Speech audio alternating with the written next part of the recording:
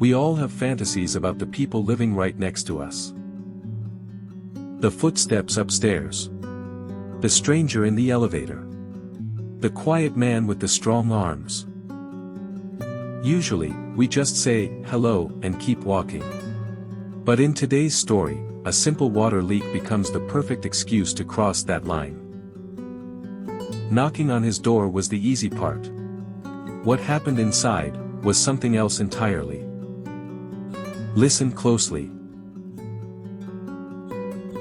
It was a Saturday afternoon. I was in my kitchen when I noticed a drop falling from the ceiling, followed by a thin trickle that started to soak the floor.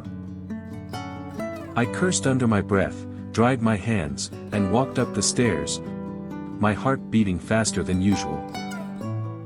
I didn't know Marcos, my upstairs neighbor, very well, a man in his mid-40s, always polite when we crossed paths in the elevator. With an easy smile and a body that you could tell was strong beneath the plaid shirts he usually wore.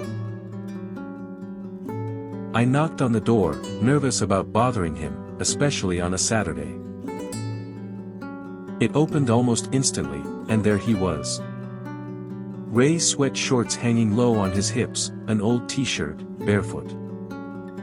His hair was messy, clearly just woken up from a nap.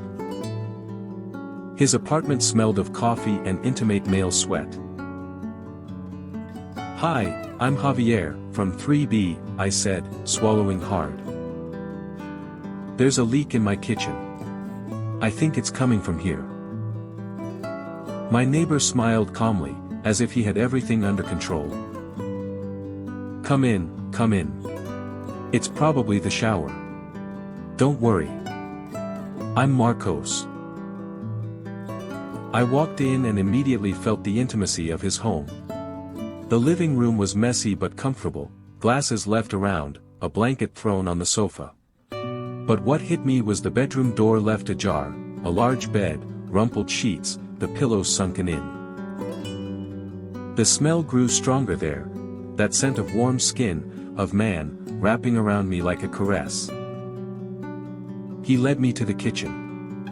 Sure enough, there was a puddle under the sink.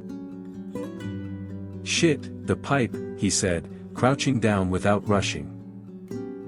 His shorts rode down a bit, and I saw the curve of his firm ass, the crack shaded by dark hair.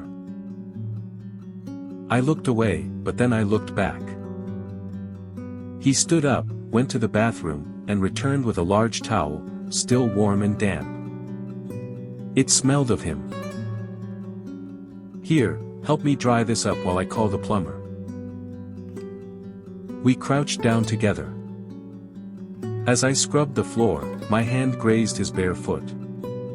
He didn't pull away. On the contrary, his knee pressed against mine and stayed there. The silence suddenly became charged.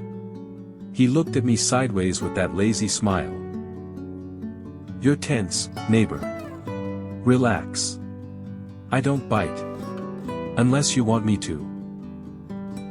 I blushed, but I didn't move. He took the towel, wiped the floor with it, and then, slowly, ran it up my thigh. "See? Dries better this way," he whispered, his voice husky.